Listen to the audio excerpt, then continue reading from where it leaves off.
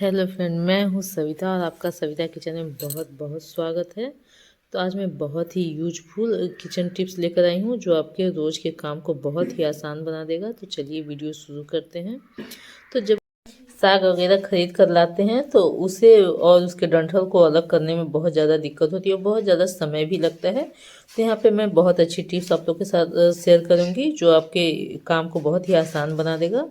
तो इस तरह की कलछी या पौना तो हमारे घर में होते ही हैं, तो हम इसी का इस्तेमाल आज करेंगे। तो इससे जो हमारी साग के जो डंठल हैं वो अलग हो जाएंगे और बहुत आसानी से, हमें ज़्यादा समय भी नहीं लगेगा। तो देखिए इस तरह से हमें करना है। मैंने यहाँ पे मेथी का साग ले लिया है। तो इस तरह से मेथी के जो डंठल हैं उसे अलग करना बहुत ईजी हो जाता है और हमारा काम भी आसान हो जाता है। तो ये देखिए मैं इस तरह से कर रही हूँ और सारे पत्ते एक तरफ होते जा रहे हैं और जो डंठल हैं वो एक तरफ होते जा रहे हैं। जब हम सब्जी बनाते हैं मेथी का तो उसके डंठल जब हमारे दांतों में पड़ते हैं तो अच्छे नहीं लगते हैं। तो इसीलिए हम डंठल को अलग कर देंगे और पत्तों को अलग कर देंगे। तो इस तरह से बहुत ही ईजी हो जाता है और हमारा काम भी बहुत ही आसान हो जाता है। तो ये देखिए मैं इस तरह से करते जा रही हूँ और हमारे पत्ते और डंठल बिल्कुल अलग होते जा रहे हैं। तो ये देखिए कितनी आसानी से हो गया, हमारा ज़्यादा समय भी नहीं लगा। तो इस तरह से आप अपने काम को बहुत ही ईजी बना सकते हैं और सारे डंठल भी अलग हो गए हैं। तो उम्मीद है कि ये टिप्स आपको पसंद आई होगी। तो चलिए अब देख लेते हैं दूसरे टिप्स को। तो अगला टिप्स यहाँ पे माचिस के डब्बे के बारे में है।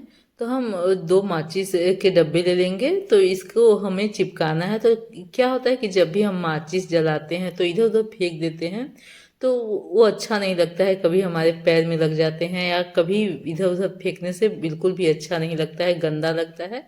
तो हम क्या करेंगे कि जो हमने खाली डब्बा लिया है और जो भरा हुआ एक माचिस है, उन दोनों डब्बों को हम चिपका देंगे किसी ग्लू की मदद से। तो मैंने यहाँ फेविकॉल ले लिया है, उससे हम चिपका देंगे।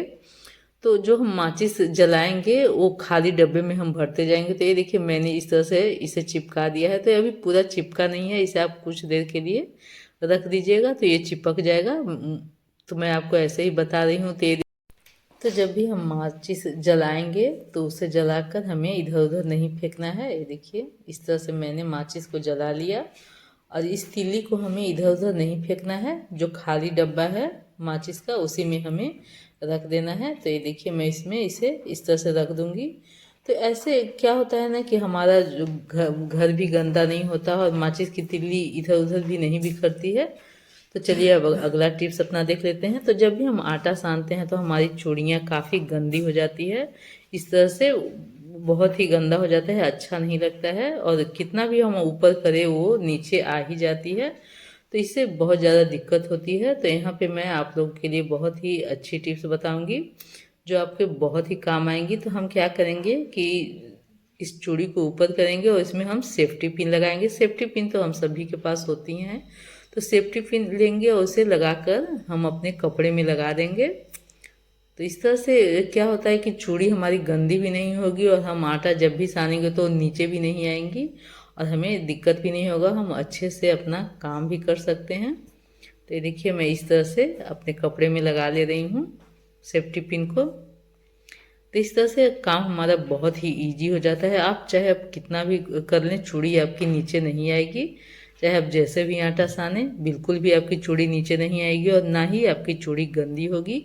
तो उम्मीद है कि ये टिप्स भी आपको पसंद आई होगी। तो चलिए अपना अगला टिप्स देख लेते हैं। तो अगला टिप्स भी यहाँ पे हमारे आटे के बारे में ही है। जब भी हम आटा सानते हैं तो कभी कभी क्या होता है कि ज़्यादा सन जाते हैं तो उसे हम स्टोर करके रखते हैं या चाहे फ्रिज में, चाहे अभी तो ठंड का मौसम है तो ऐसे भी हम रख देते हैं। तो उसे हमें ऐसे नहीं रखना है। फ्रिज में जब भी आप आटा स्टोर करके रखें तो उसमें थोड़ा सा घी जरूर लगा दें। वैसे कहा जाता है कि फ्रिज में तो आटा रखना ही नहीं चाहिए, दोष पड़ता है। और अगर आप रख भी रहे हैं बहुत ज़रूरी है तो उसमें थोड़ा सा घी जरूर लगा दें और डब्बे को बंद करके रखें, एयर टाइट कंटेनर में ही रखें। ऐसे आपके आटे नरम के नरम बने रहेंगे, सूखेंगे भी नहीं और ना ही कड़े होंगे। तो जब भी आप निकालेंगी फ्रिज से तो आपका आटा बहुत ही नरम बना रहेगा, बिल्कुल भी सूखा नहीं होगा। तो आप इस तरह से ही आटा को स्टोर करें। तो उम्मीद है कि ये टिप्स भी आप लोगों को पसंद आई होगी। तो पसंद आए तो लाइक शेयर और कमेंट जरूर कीजिएगा। तो चलिए अपनी अगली टिप्स देख लेते हैं। तो अगला टिप्स यहाँ पे प्याज को लेकर है। तो जब भी हम प्याज काटते हैं तो हमारी आंखों में बहुत ज़्यादा लगने लगता है, बहुत ज़्यादा आंसू निकलने लगता है और जिससे हमें प्याज काटने में बहुत ज़्यादा दिक्कत होती है। कई बार तो हम प्याज काटना ही नहीं चाहते हैं क्योंकि उससे हमारे आँखों में बहुत जलन देने लगती है। तो यहाँ पे हम क्या करेंगे कि हम पानी लेंगे और उसमें प्याज को रख देंगे। तो रख कर हमें 5 से 10 मिनट के लिए ऐसे ही छोड़ देना है। और अगर आप उसके बाद प्याज काटेंगी तो आपकी आँखों में बिल्कुल भी नहीं लगेगा और ना ही आपके आँखों में जलन होगी। तो ये बहुत ही काम की टिप्स है फ्रेंड, इसे ज़रूर एक बार करके देखिएगा। तो उम्मीद है कि ये टिप्स भी आपको पसंद आई होगी। तो अगला टिप्स यहाँ पे कुकर के बारे में है। जब भी हम खाना बनाते हैं तो हमारी कुकर गंदी हो जाती है पीछे साइड में। कभी कभी गैस में कार्बन जम जाता है तो उससे भी गंदा हो जाता है। या कई लोग ऐसे होते हैं जो चूल्हे पर खाना बनाते हैं, जैसे कंडा हुआ, लकड़ी हुआ, वो सब पर खाना बनाते हैं तो कुकर हमारा काफ़ी गंदा हो जाता है। चाहे चाहे आप जिस चीज़ में भी खाना बना रहे हैं तो पीछे का भाग काफ़ी गंदा हो जाता है। तो यहाँ पे मैं यूजफुल टिप्स आप लोग के लिए लेकर आई हूँ। तो हम लेंगे थोड़ा सा सर्फ और सर्फ को हमें कुकर के पीछे वाले भाग में लगा देना है। अगर आप कढ़ाई में भी खाना बना रही हैं तो कढ़ाई के पीछे में आप सर्फ को लगा दीजिए। तो इससे क्या होगा ना कि हम जब खाना बनाएंगे लकड़ी पर या कंडे पर तो हमारा जो पीछे का भाग है वो गंदा बिल्कुल भी नहीं होगा। जैसे कुकर में आप खाना बनाएं तो कुकर आपका गंदा नहीं होगा। तो कई लोग ऐसे भी होते हैं जो चूल्हे पर खाना बनाते हैं और गैस में भी कभी कभी कार्बन जमने से जो गैस निकलता है उससे भी हमारे बर्तन गंदे हो जाते हैं। तो इस तरह से आप अगर सर्फ लगा देंगी उसके पीछे वाले भाग पर तो ये गंदे बिल्कुल भी नहीं होंगे और जब भी आप इसे धोएंगी तो ये बिल्कुल भी साफ बने रहेंगे। तो ये बहुत ही यूजफुल टिप्स है फ्रेंड, तो इसका इस्तेमाल आप ज़रूर कीजिए। ये बहुत ही काम करता है और आपके बर्तन गंदे बिल्कुल भी नहीं होंगे। जब भी आप धोएंगी तो वो साफ़ के साफ़ बने रहेंगे। तो उम्मीद है कि ये टिप्स भी आप लोगों को पसंद आए। तो अगर वीडियो अच्छा लगे फ्रेंड या कोई भी टिप्स आपको पसंद आए तो प्लीज़ लाइक शेयर और कमेंट्स ज़रूर कीजिएगा। Thank you for watching. मिलते हैं अगले वीडियो में।